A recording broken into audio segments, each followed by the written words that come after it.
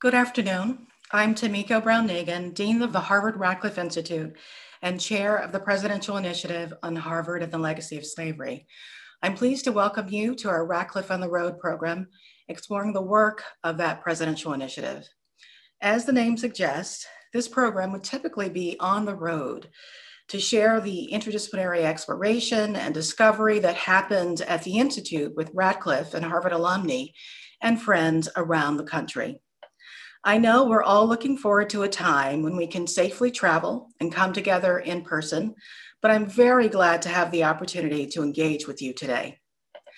Let me extend a special welcome to members of the Radcliffe Dean's Advisory Council and the Schlesinger Library Council, the Radcliffe Institute Leadership Society, the Radcliffe Associates Program, and the Anne Radcliffe Society. Your generosity keeps the Institute's programs and collections free and open to the public, and we thank you. Before we begin, I'd like to share a bit about the work of the Harvard Radcliffe Institute for those who aren't deeply familiar with us. And to anyone for whom this event is your first introduction to Radcliffe, I'm so glad you're here. Radcliffe is now in its third decade as Harvard's Institute for Advanced Study, and it's become one of the world's leading centers for interdisciplinary research. We bring students, scholars, artists, and practitioners together to pursue curiosity-driven research, expand human understanding, and grapple with questions that demand insight from across disciplines. A commitment to inclusion and opportunity underpins all our work and connects us to our origins as Radcliffe College, an institution founded to make Harvard accessible to students and scholars who were excluded from this university. I'm thrilled to have opportunities like this one to engage the broader university community with the work of the Harvard Radcliffe Institute. This afternoon, we'll be discussing the presidential initiative on Harvard and the legacy of slavery, which is anchored at the Radcliffe Institute. And I'm very pleased to be joined by two distinguished scholars, Taya Miles and Martha Minow, who serve with me on the faculty committee guiding the initiative, along with representatives of every Harvard school. As a nation, we're in the midst of a fraught historical moment. The events of the past year, including the killings of George Floyd and Breonna Taylor, and COVID-19's disproportionate impact on communities of color, have laid bare a long history of systemic racism, social injustice, and chronic inaction. In many quarters, these tragedies have prompted a reckoning. Our work at Harvard is a part of this national dialogue, but it predates the current spotlight, and it builds on years, in some cases decades, of good work at Radcliffe and in the broader Harvard community. The new presidential initiative unifies and extends this work through research, public programming, and the development of educational resources. When President Larry Bacow announced the initiative, he charged us with working to understand and address the enduring legacy of slavery within our university. And that's precisely what we set out to do. The initiative's work is grounded in rigorous research, and it's focused on connections, impact, and contributions that are specific to Harvard. This work is a beginning rather than an end. Our committee will release its report of historical findings along with recommendations for action during the winter of this year. The release will be followed by additional opportunities for the university community to engage with the presidential initiative. Now, since launching the initiative, I've received many questions from students, faculty, and alumni of the university. Two of the most common are, on the one hand, why should we do this at all? And on the other, what can you meaningfully accomplish? To the first question, I say veritas. Our university's commitment to truth, to veritas, is at the heart of this work. I believe that our collective hope for a more just society requires us, as individuals and as a community, to pursue truth fearlessly and thoughtfully.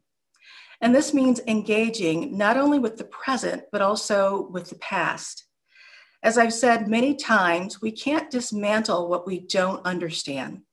And we can't understand contemporary inequity and injustice unless we reckon honestly with our history. To the second, I say, let the work speak for itself. I'm confident that the committee's report and recommendations will be rooted in rigorous scholarly research that lays a strong foundation for community reflection, engagement, and reparative action. Our conversation today is the first of many times that we'll have to engage with the work as it progresses. Now, let me briefly introduce my esteemed colleagues, Taya Miles and Martha Minow. Taya Miles is a Radcliffe alumni professor at Harvard Radcliffe Institute and a professor of history in the Harvard Faculty of Arts and Sciences, where she directs the Charles Warren Center for Studies in American History. A public and academic historian specializing in the intersections of African American, Native American, and women's histories, Taya co-chairs the Harvard and Legacy of Slavery Subcommittee on Campus and Community.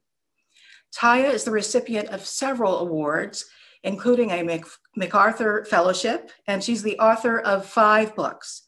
Her most recent volume, The Dawn of Detroit, A Chronicle of Slavery and Freedom in the City of Straits, won the Merle Curdy Award in Social History and the James Raleigh Prize in the History of American Race Relations, among other awards. And Taya herself is a Harvard Radcliffe alumna. Martha Minow is Harvard's 300th anniversary university professor, and she co-chairs the curriculum subcommittee of the Harvard and Legacy of Slavery Initiative. Martha served as Dean of Harvard Law School from 2009 to 2017, and she is an expert in human rights law and advocacy for women, children, persons with disabilities, and members of racial and religious minorities. Martha's most recent book, titled When Should Law Forgive, was written in part during her year as a Radcliffe Fellow.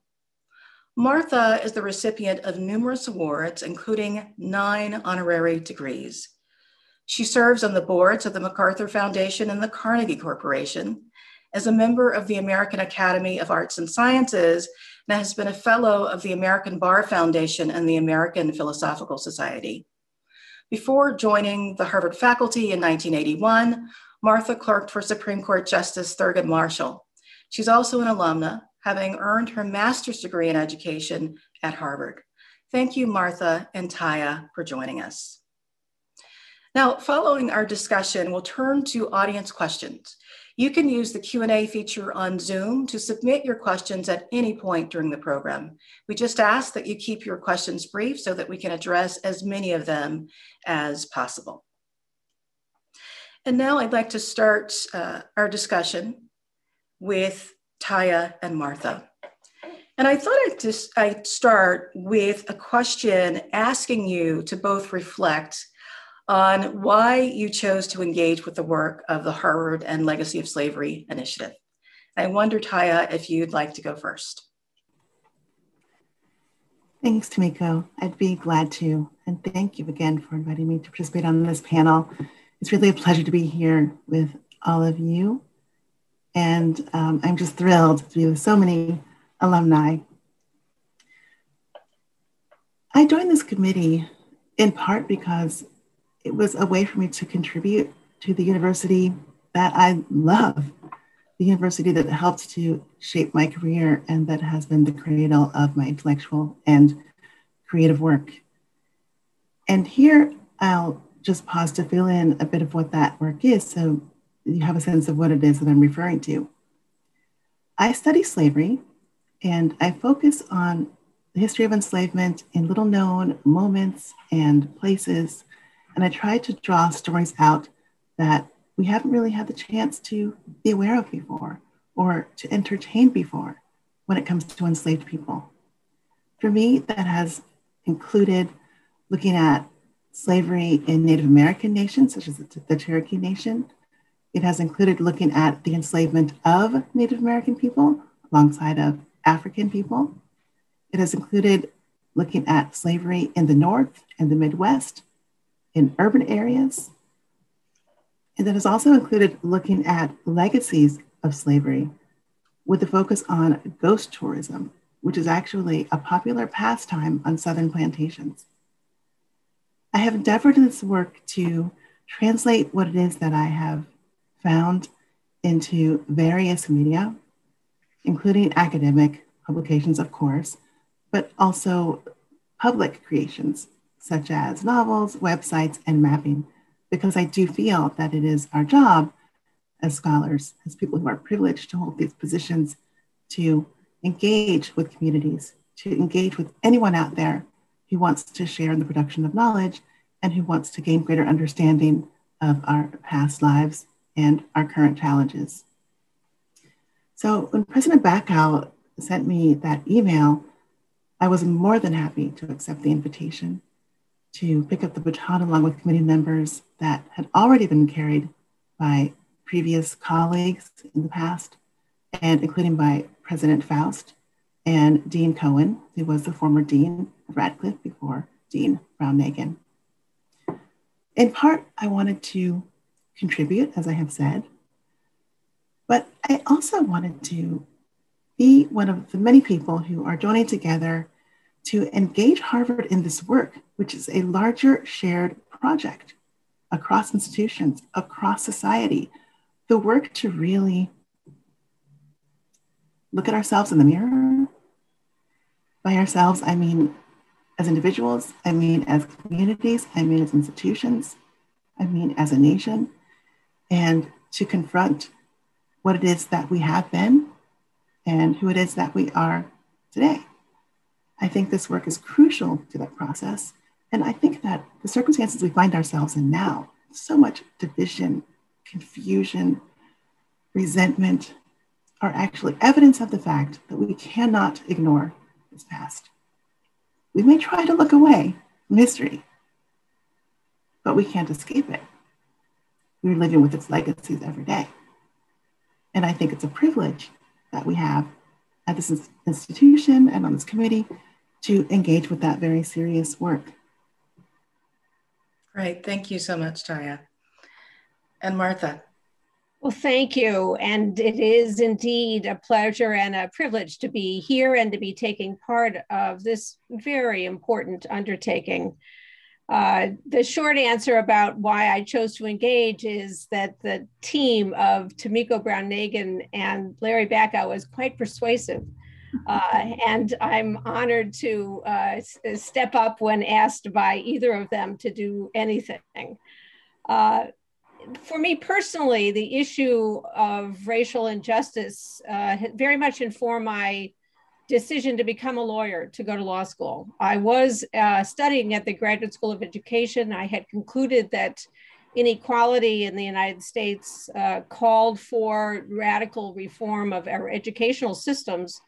And it was the second year of busing in Boston, and I became an assistant to the master of a school desegregation order in one jurisdiction and worked on another one. And everywhere I turned, it seemed that lawyers were in charge. So I went to law school very much trying to become equipped to participate in that work. And as Tomiko said, I did have the tremendous opportunity then to work for Justice Thurgood Marshall, who very much had inspired my own decision to go to law school. And he and I had many conversations about these topics. And I told him that I really cared about children and the opportunities for children. And he looked at me very seriously and said, that's one problem that has never been solved. And I think about that just about every day. My own research, since I joined the Academy, has focused on inequality and the role of legal tools to address inequality.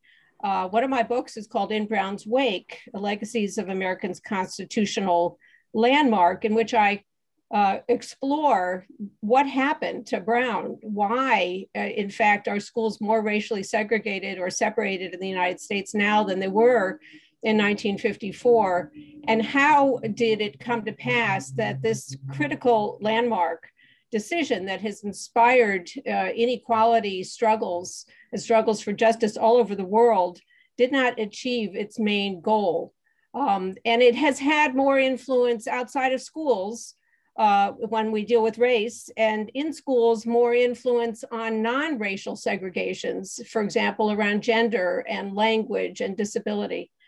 When I became dean, at the law school, I of course became very aware, much more than I had been, of Harvard's own involvement in slavery. I would welcome each class each year with an introduction to the Harvard Law School by pointing to a painting of the royal family. The first gift that founded any part of law, legal education at Harvard University was given by Isaac Royal. And the money all came from the work of the enslaved people that worked with and for his family, that his family owned.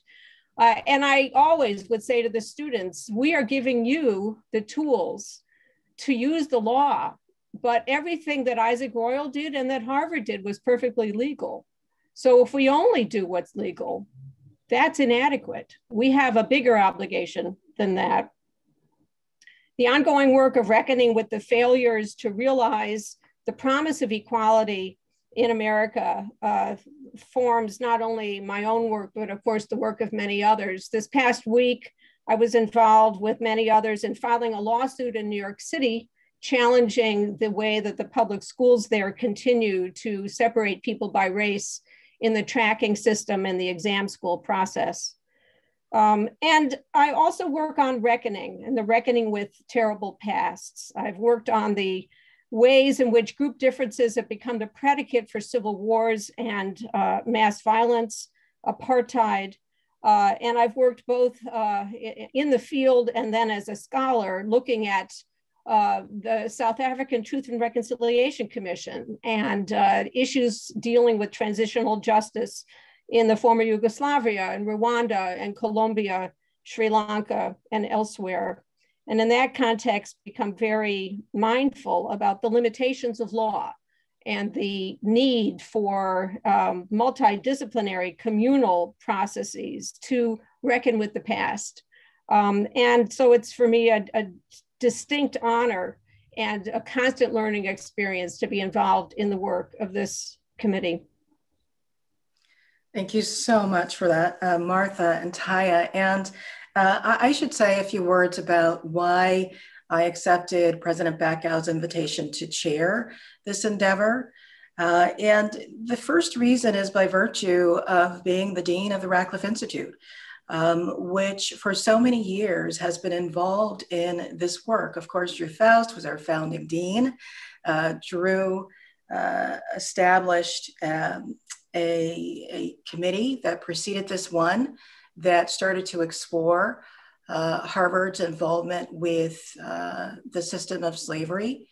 My predecessor, Liz Cohen, as Taya mentioned, brought together a number of scholars to explore in a conference in 2017 that explored universities and slavery. And Radcliffe is connected to this work because of its interdisciplinary nature. This is a subject, slavery, that truly demands a multidisciplinary lens. So we need Martha and her legal expertise and Taya, her historical expertise. We also have a scholar from the business school, from the design school. We have scholars who represent the breadth of the university to come together and reason and reckon with slavery.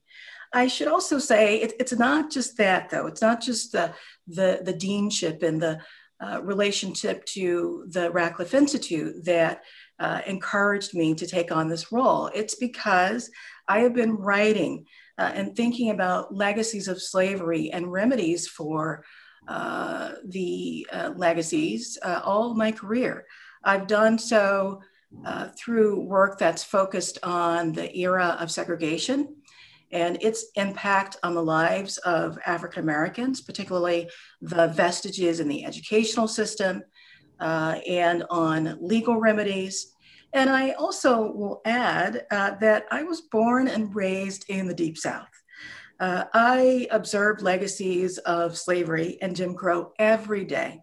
And I will say they certainly motivated my professional commitments, my commitment to be a lawyer, to explore these issues through history, and frankly, my unshakable commitment to equity and opportunity.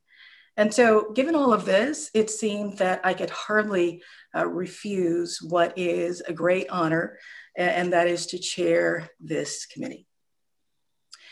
So let's turn to the work of the committee. We are pursuing our work through subcommittees, as I mentioned in the beginning. And I thought I would ask Taya and Martha to describe the work of the subcommittee that you're associated with and what you would like the committee to produce. Martha, maybe you could go first, and then we'll turn to Taya. Sure thing. So I'm very lucky to be co-chairing a committee on curriculum with Mara Levinson, who is a professor at the Graduate School of Education.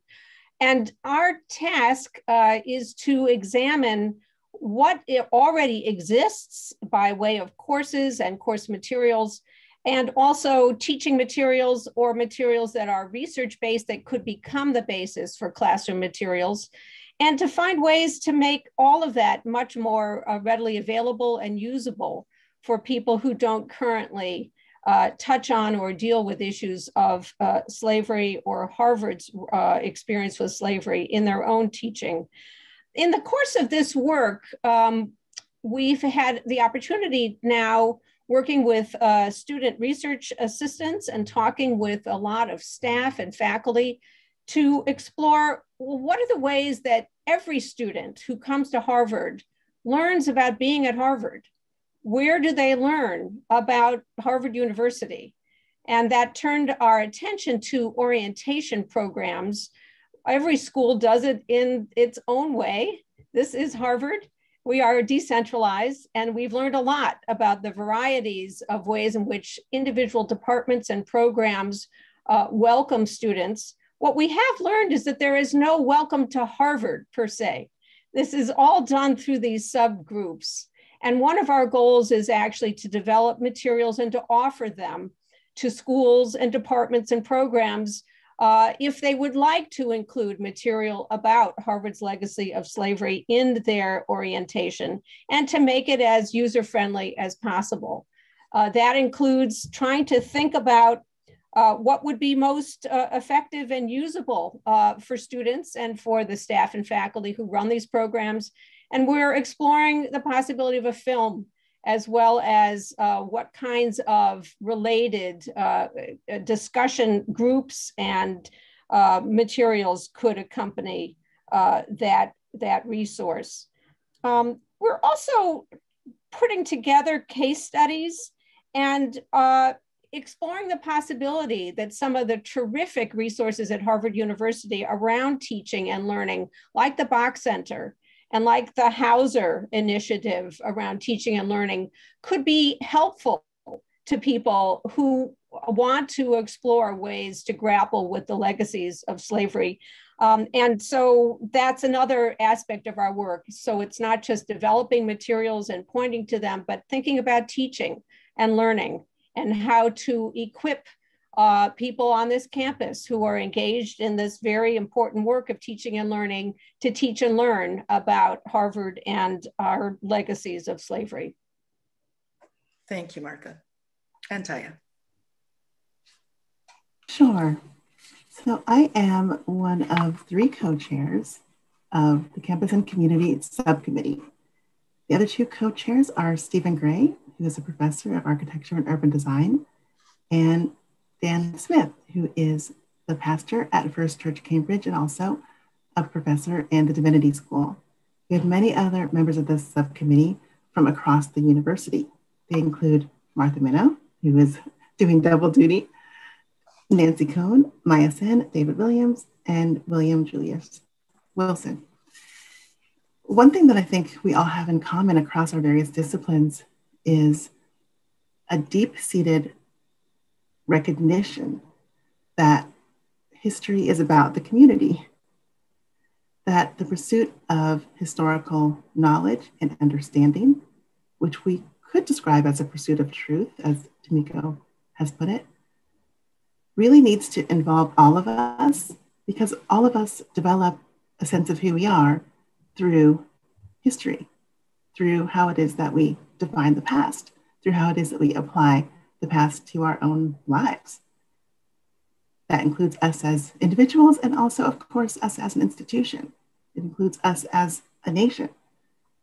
And so if we believe that historical understanding is collective, we have to open up a process that involves the community. And of course, what does that mean? It means communities, because there's no singular set of people who we can identify in any one place or time that remains static. So Harvard is a community connected with many other communities, local, national, global. The history of slavery at Harvard, we have been discovering, is also quite enmeshed, quite broad, quite complicated. And our committee is seeking to develop a process that can help us to achieve several aims that maintain a sense of the spirit of the meaning and possibilities of historical understanding. Principles that we laid out early on in our meetings include that we want to approach this work with a spirit of humility, and that we want to see this work as unfolding, as being a living process, as opposed to a process that has a sense of fixity about it, or that will be finalized when we submit recommendations at the end of the first part of this work. We stated a principle of wanting to learn together and of asking what it is that broader communities, not just Harvard, will gain from the work that we do. Together with these principles, we outlined several goals for our subcommittee.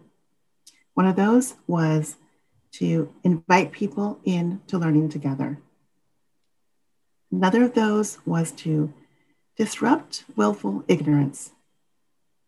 And that may be a little difficult to hear, but it is the case that there are many audiences and many communication partners for this work, and some among those audiences and some of those partners have chosen to ignore this history.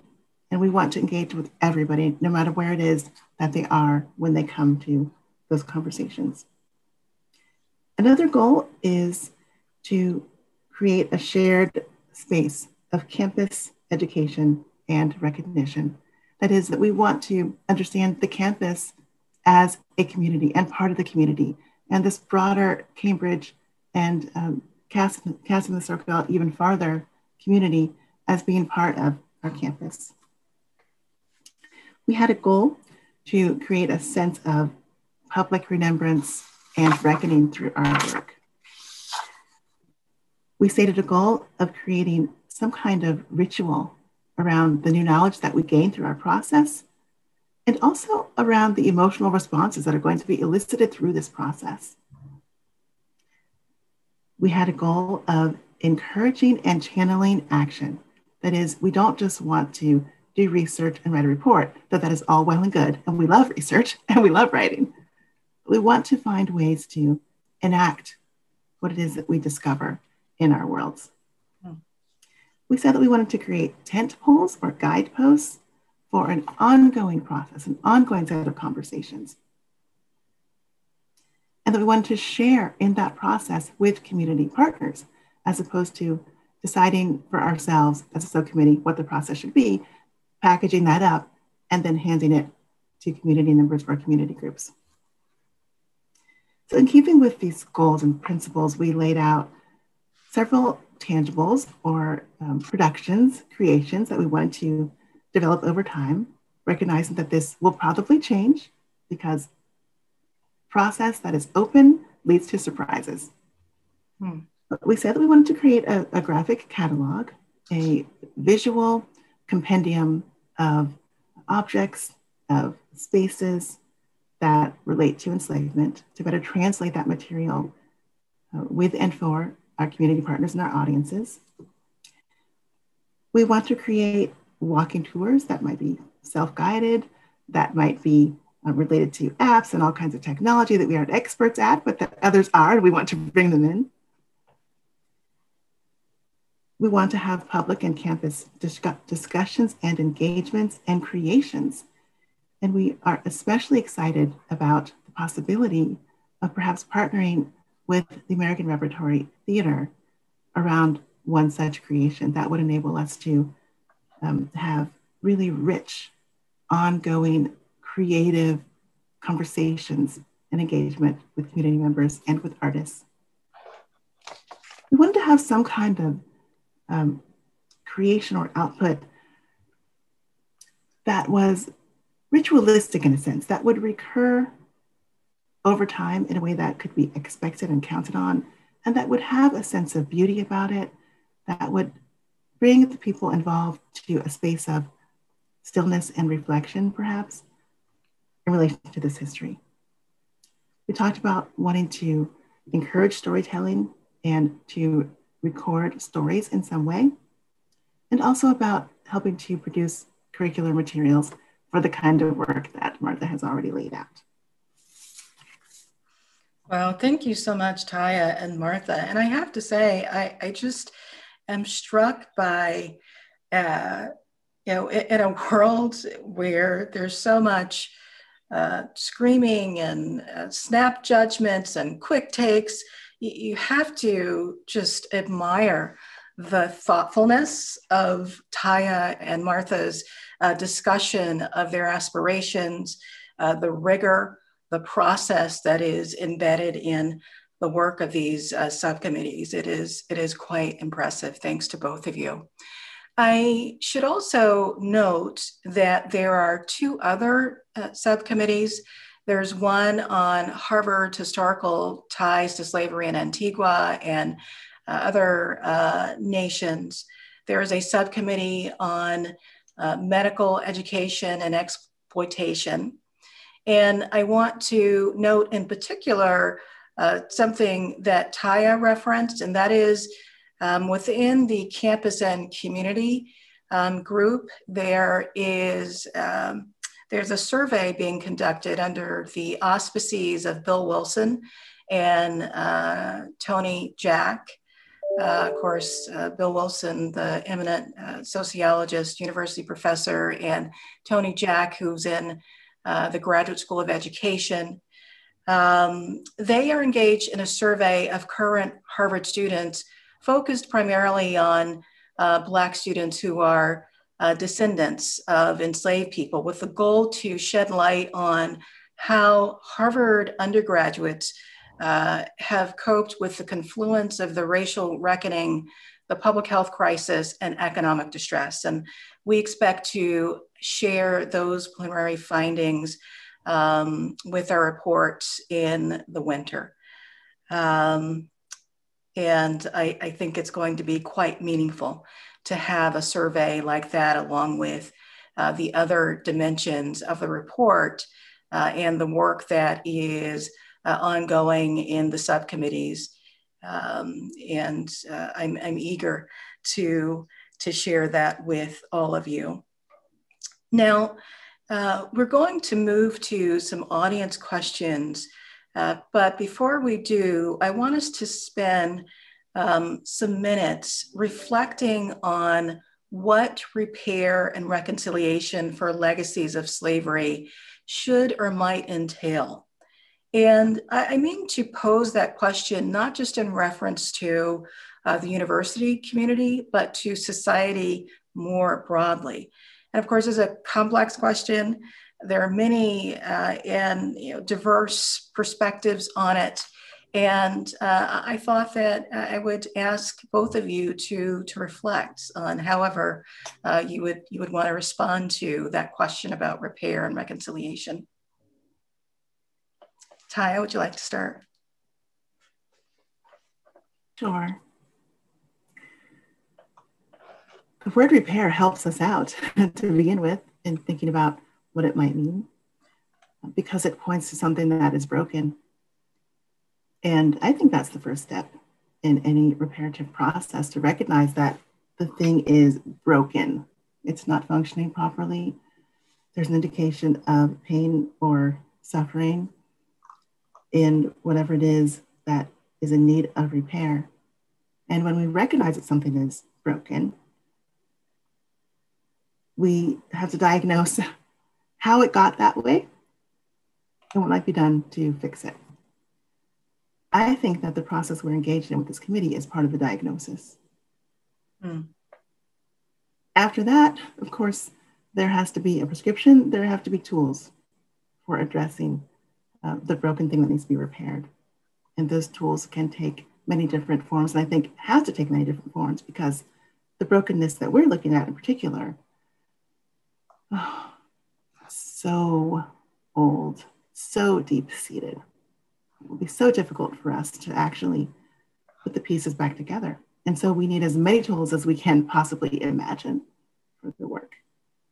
Then we have to be patient about how we go about the work, patient with one another, especially recognizing that we are all human, that we carry with us many different emotions with regard to this work and to this effort.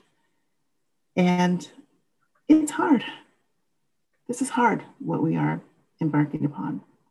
So I think that repair requires patience and a willingness to look at the long trajectory, the long timeline, even while insisting on change right now, because the notion of repair points us to a different state, right? You repair something to change it, to make it whole again. And I think that we have to insist upon change, which is visible, which is measurable as a part of a repair process.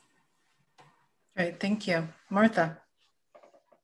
You know, the words themselves are so difficult. Repair implies restore to a state that once was somehow better.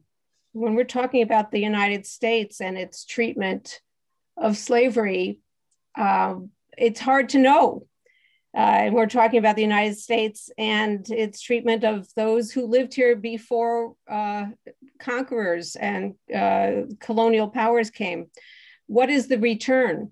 And so I think that in part, for me, the word reckoning is even richer.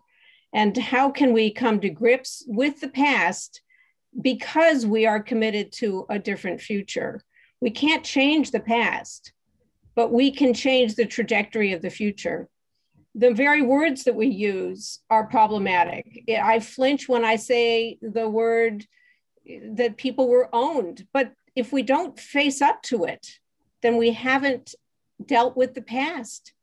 The property system in the United States not only made it lawful for people to own other people, it used the enormous powers of the federal government to enforce those property rules. And if we don't face up to that, then we're not actually addressing the ways in which the legal system itself reinforces what is unjust. I guess I do think that the many activities that Taya so beautifully outlined about the community subcommittee are all in the direction that represent, in my mind, very promising avenues for reckoning. History and education and activities, ritual, spatial experiences. How can we re-see and reimagine what it is to walk around the Harvard campus, the Boston community, the United States, with an acknowledgement of who walked here before and with what oppression and with what possibilities. I think that reckoning also has to involve action. It has to involve calls to action and commitments to act differently. I very much think that art is critical here, as I have seen it developed in other countries, where the very debate over what a memorial should look like provides a space for people in a community to explore what they've experienced, what they hope for, what their pains are, what they hope to imagine. And I do think that the word emotion has come up in our discussion already today. We have to acknowledge that the issues that we're talking about are very emotional, and we need to create context where people can work through their feelings and also try to actually build bridges to other people. You know, many people come to the topic of enslavement in the United States saying, well, my family had nothing to do with it. My family didn't arrive in the United States until slavery was long past. Well, that's not actually reckoning with what it is to walk onto the stage of an already existing nation that has been founded with enslavement in its constitution, in its economy, and then the legacies that continue, the hundreds of years of families living under that regime. So, I do think that we have some challenging discussions ahead as a committee, as a university, as a country, as a world. But it's also very invigorating to see how many people in how many settings are actually taking up this challenge of reckoning. And this is a global challenge, and the discussions are happening globally. I am convinced that we can learn from how others are looking at these challenges of reckoning, reconciliation, and repair, as well as trying to invent some processes for ourselves. Wonderful. Thank you so much, Martha. And we have lots of questions. Some of them are very general, some of them are very specific, and perhaps I'll start with a couple that nicely build on remarks that Taya and Martha have made most recently. One says, I really like Professor Miles's analogy of disease, diagnosis, prescription, and repair. How long do you think this timeline will be? Within a generation, century, or another millennium? Taya. Thank you for that question. Well, first, I have to hope that we get another millennium as human beings. As I said earlier, we have so many challenges before us, and contending with this legacy of slavery is only one of them. So I think we need quite a long timeline. And when I think back to my enslaved ancestors, I really reflect on that, on how they had to have had a long timeline in order to keep themselves moving from day to day in the conditions under which they had to live. So we must have a long timeline as well. At the same time that we continue to push every day, week, month, year across that time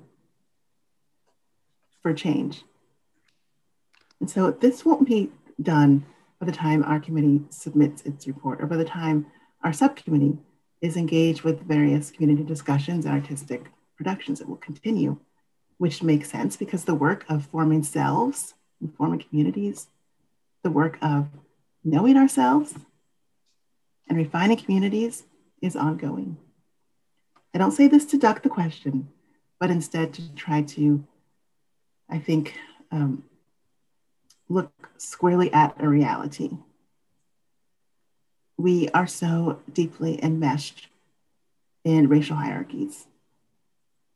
I think it will take at least as long as this country has existed and before that, because this was going on in the colonial era, and longer for us to start to unweave that net.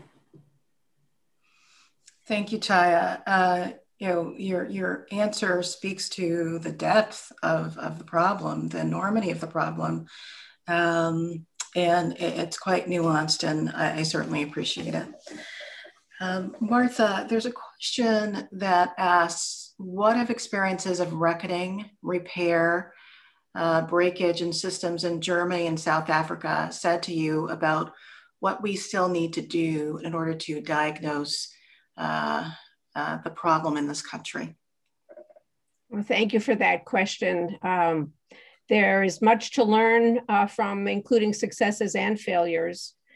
Germany engaged in many activities after World War II that included reparations that were paid both directly to what became the country of Israel and also to individuals.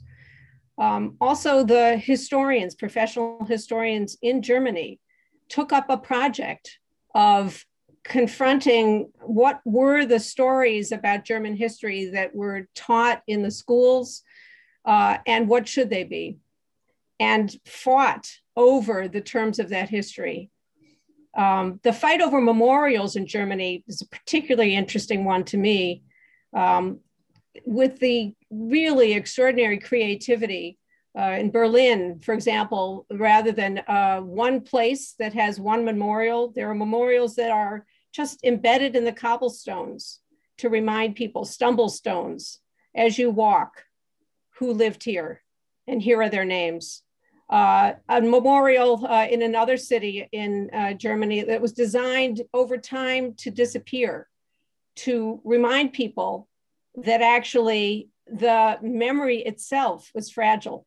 And if people didn't pay attention to that, all of the efforts at reckoning and reconciliation and learning would disappear. In South Africa, the Truth and Reconciliation Commission produced not only a 6-volume report, but also a lot of curricular materials that are used to this day in the schools, and a lot of art. But I do have to say that there are real problems, even thinking about the Truth and Reconciliation Commission in South Africa, where the recommendation of reparations, for example, led to nothing, really, nothing significant in the parliament. There were some individual acts of reparation. And the effort to actually attend to the contributions of different sectors in the society, the judiciary, the corporate sector, did not reach a fulfillment. I once heard, and it may be apocryphal, but it's so charming, I just feel like I have to say it, that in Northern Ireland, a museum was under debate about the period of time known as the Troubles. And the people in the committee to design this museum could not agree about the structure of the museum. And so they were coming up with the idea that there would be 2 different wings, and that you'd have to choose, and you'd have to go into one and then go into another. The idea there could be one coherent history they could not agree upon.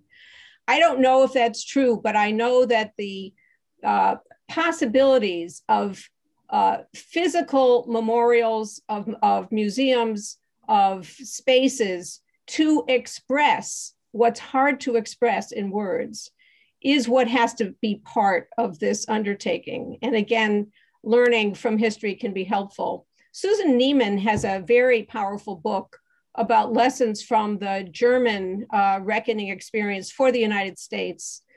She's an American philosopher who grew up in the South, but has spent her adult career in Germany, and puts those 2 experiences in juxtaposition together.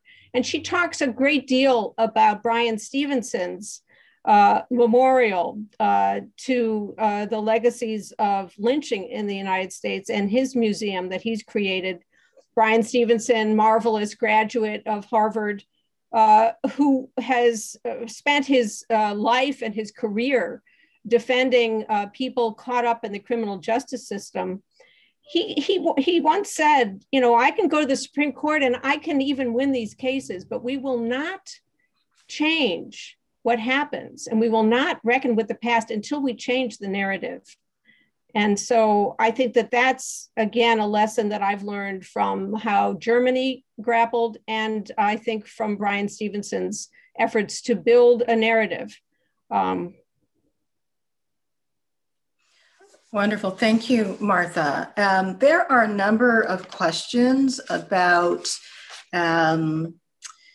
how the committee is conceiving of legacy, which is an iteration of questions about what might actually be in the report. And I would like to offer an answer that focuses on topics that the historical report might explore, which seems to me the best way at this point to answer that question.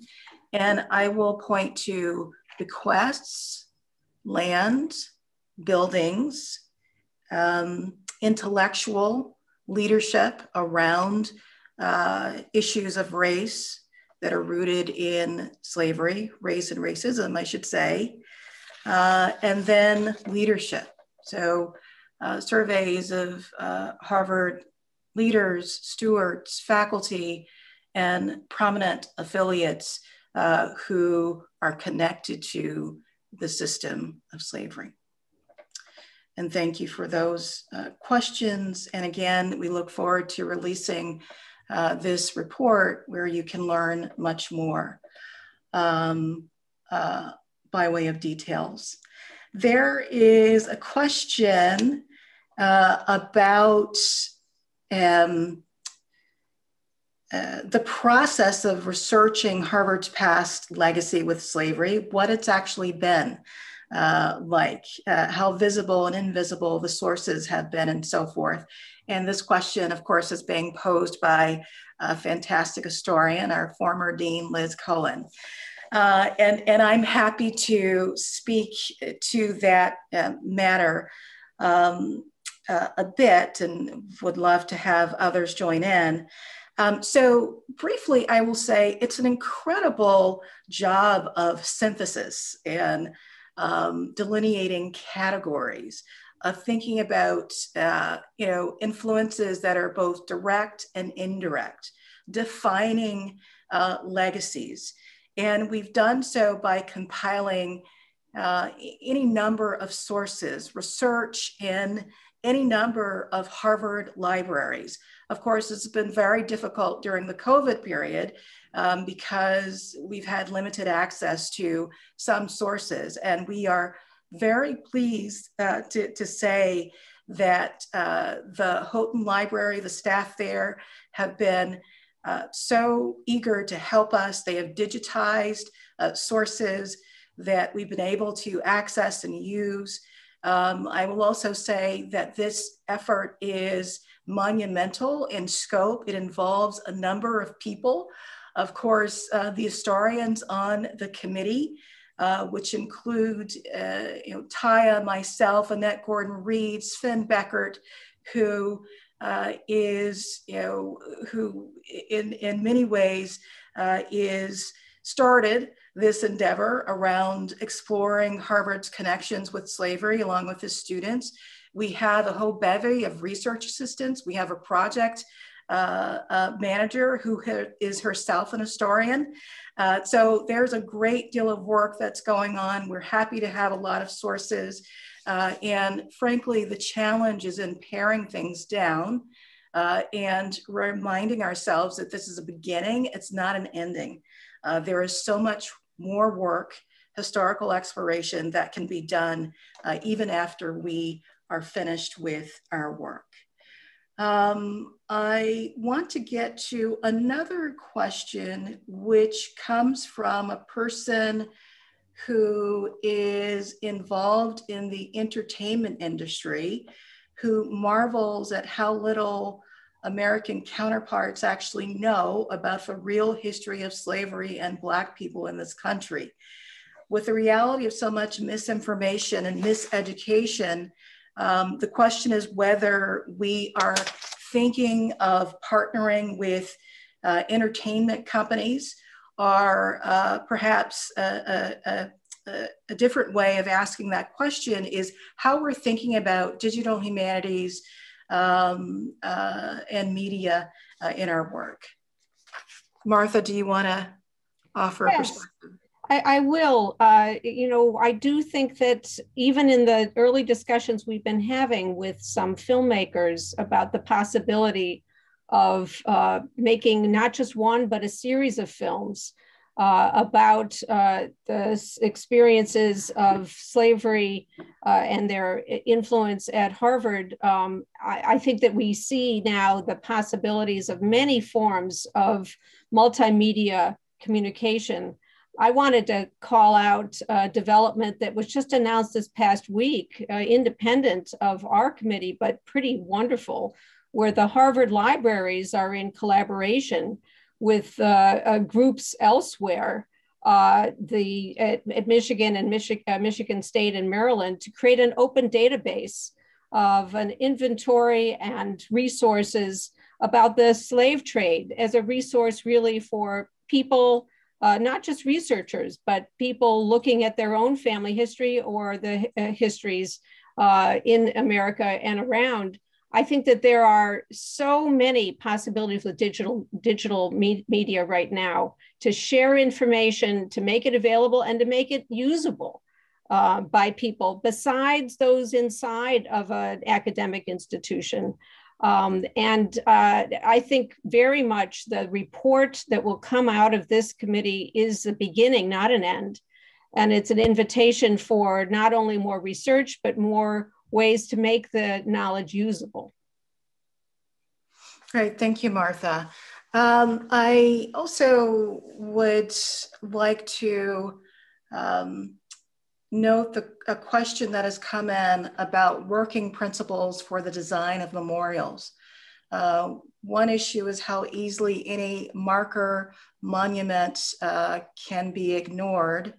That is, it's a question about ensuring that there is some kind of memorial that the countless people who circulate through Harvard every year can actually see and notice. And maybe I'll start off by saying that in the coming weeks, the committee is actually going to hear from artists who have been involved in designing memorials to enslaved people and that capture the legacy of slavery. And we have invited those folks in because we're very interested in hearing about the various perspectives on how to design memorials. Taya or Martha, would you like to add anything to that? Yes, I'll add to that. And it will really just reinforce what you have just said, Tomiko, and what Martha has said. We are seeking to create a layered relationship to this material. I think we want to make a nest that's made up of many different aspects and elements so that, as the person who just typed in that question has said, it's impossible to actually walk away or to turn away. And that nest will include all kinds of engagements and all kinds of things. I want to just add on to that this is a generative and inspiring and productive process that we are talking about. Yes, slavery is at its center, but the work of engagement is uplifting, it's connective, it gives people energy. And I think we see that in much of the student work that is being produced. And this goes to Liz Cohen's question about research. When Tomiko mentioned that there are many different researchers involved, she includes in that the students who can apply to the initiative through Radcliffe, who can get funding, undergraduates, graduate students, and who have been doing so. Their work as well is contributing to this whole major endeavor, and they are being energized. I know because some of them are my own students who have applied and been reviewed and received funding. They're being energized, and they're finding their place in this university through the work. That's right. And it is vital to the committee to involve students, to hear from students. And before we close, I do want to acknowledge there are questions about the student endeavors around the daguerreotypes. We're very aware of those. And we'll say that the most recent statement from the university commits to making those daguerreotypes more publicly accessible. And we look forward to hearing more about that. There are also questions about prison divestment and how we are thinking about the movement to demand that Harvard divests from prisons. So there is, the statement, the position of the university, which you're welcome to explore online. Then there's the work of the committee. And I will say that this committee appreciates that mass incarceration is very relevant to the work that we're doing. And I would invite those who are interested in exploring that issue to be in touch with with me or with the committee itself, and we would be happy to explore ways to engage. There is a dedicated email address for the committee, legacyofslavery@radcliffe.harvard.edu, and then tbrown-nagin@harvard.radcliffe.edu. We are out of time, so we need to stop there. I want to thank Martha and Taya again for being a part of this program. And of course, I want to thank everyone who joined us this afternoon. As I said earlier, I look forward to many more discussions of our work as the Harvard and Legacy of Slavery Initiative continues. I also encourage you to visit our website to learn more about our programming taking place this spring around this matter. Thank you again, and have a good evening.